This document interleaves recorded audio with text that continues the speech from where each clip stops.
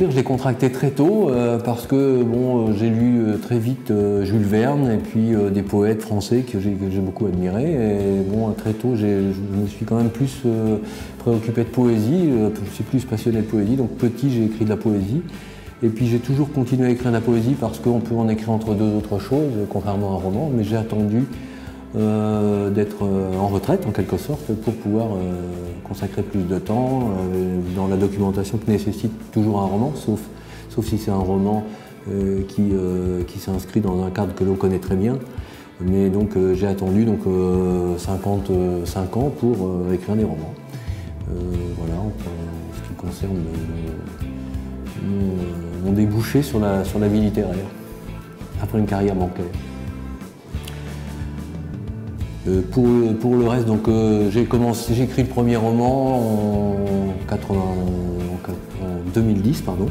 Et puis après j'en ai écrit plusieurs autres, des recueils de poésie qui, dans un premier temps, n'avaient pas un écho extraordinaire, mais de plus en plus la poésie, chose à laquelle je ne m'attendais pas du tout lors de ma vie, a repris le goût général de l'intérêt des gens en général.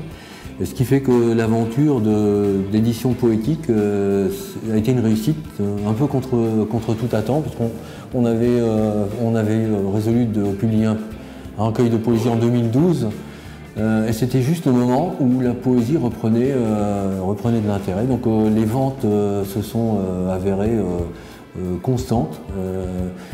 Les premières signatures et les premiers dépôts, etc.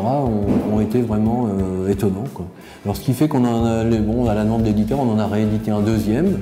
Autant j'avais presque supplié d'éditer le premier en 2012 qu'en 2014, c'était une commande quasiment, quoi. Parce que ça se vend beaucoup, quoi. Et puis alors là, moi j'avais pas dans mon répertoire qui est constitué de contes spéciaux de Normandie, avec 3 tomes de contes spéciaux de Normandie, j'avais rien pour enfants, donc l'idée de mettre les enfants à la poésie en même temps qu'à l'écriture avec l'Alpha Bestiole. L'Alpha Bestiole, bon ça c'est le dernier ouvrage qui a 15 jours. Donc, et puis c'est une belle aventure parce que j'ai découvert aussi pour le faire une illustratrice qui est très jeune, qui s'appelle Sophia Force et qui a adapté tous les poèmes. Elle adapte pour chaque poème, que ce soit l'histoire du loup qui ment, qui dit qu'il n'a pas mangé grand-mère alors qu'il a le ventre gros comme ça et qu'il a encore son écharpe autour de son cou, jusqu'à l'histoire de l'iguane qui rêve tout le temps et qui est très loin de la préoccupation de l'argent. Toutes ces idées-là, elle les a illustrées avec beaucoup de savoir-faire et des expressions. Et alors voilà, donc maintenant j'ai un produit qui permet de mettre les enfants à la lecture et à la poésie.